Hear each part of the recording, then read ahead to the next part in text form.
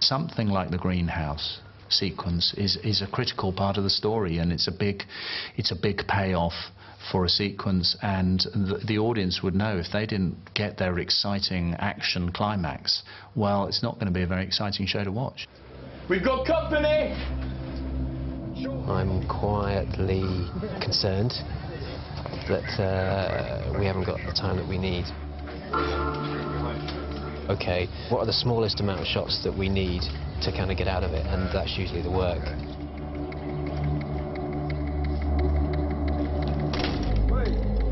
The wall of glass creates an echolocating shield between you and it. Jamie is in full control, but unfortunately the schedule is very, very tight. Filming, as anyone who's watched it knows, is like watching paint dry, and especially when you've got special effects. Every little special effect has to be set up, every shot. You just find it's like wading through treacle. Everything takes so long. As Jamie realised he wouldn't have time for the whole scene, he decided to film with the high-speed camera, as it is the most expensive. It's a juggling, balancing act, which I suppose any directing job is, but this one is quite extreme. And because it's such a fresh series, there aren't many like it. It's a new kind of juggling act that we're all coming to terms with. So today was frustrating. We did get some good stuff, but we didn't complete the day. Although the remainder of his schedule remains extremely tight, Jamie has a plan on how to complete the greenhouse scene.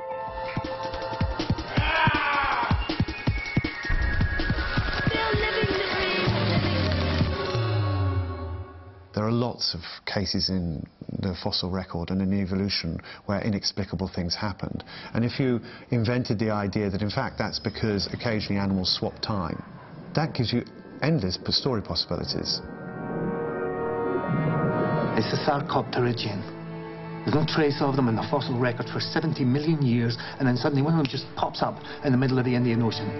Totally inexplicable in modern evolutionary terms. See, Darwin provides most of the answers.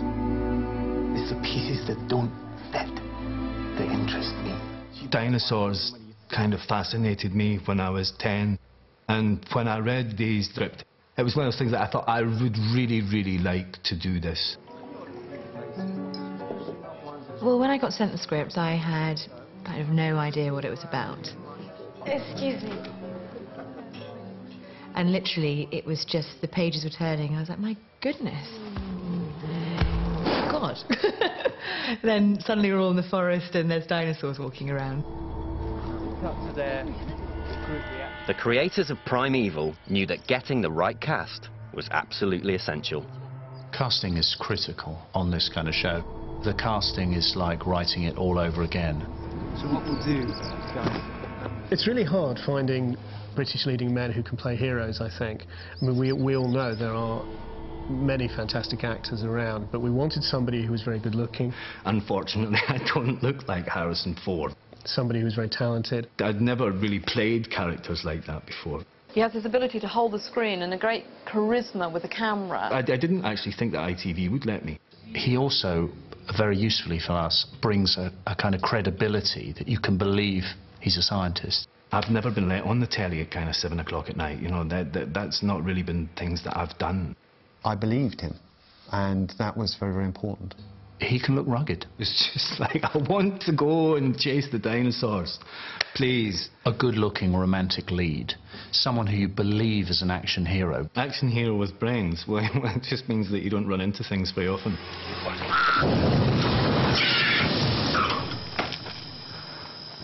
You little... I wanted him to be not very good with guns. I didn't want him to use guns.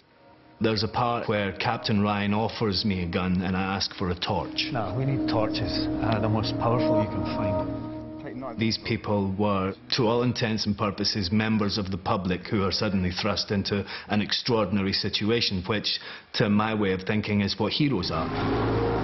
Stephen is a very close friend, if not his best friend. Professor Cutter perhaps is the cerebral one of the partnership who decides what we're going to do, and then I do it. Stephen, shoot it. Stephen, for God's sake, will you shoot it?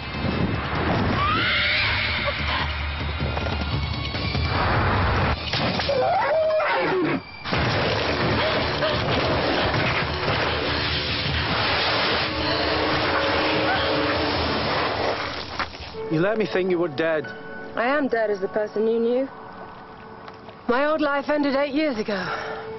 She's very independent, very strong, very single-minded, very passionate.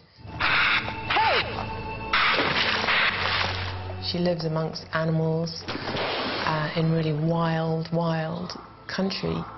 That's the first time that we actually have a conversation between Cutter and his wife. They meet, and they still argued. The role of Abby is a big breakthrough for Hannah Spirit. I was very excited when I got the script, but just never thought that it would happen. I just never thought that I'd get it. I'm a lizard girl, Tim, you know that.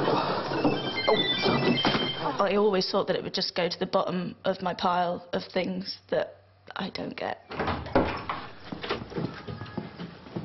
I see you like dinosaurs, Ben. She seemed to just have a nice little bit of punky attitude, and that's what we wanted. We wanted somebody, a bit of a feisty tom girl.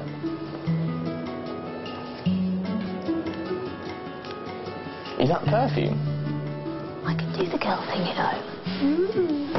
In many ways, one could say we took a risk because she wasn't as experienced as acting. I mean, Hannah had come up in the world of music and singing, and she hadn't come up in the world of drama, and we were about to throw her into a really kind of big, heavy-duty, emotional set drama. I'll have coffee at your place later and stay for breakfast in the morning. I mean, not that much experience, really. I mean, I'm just kind of bringing myself to the part, really. And maybe dancing in my past has helped me do the odd kick.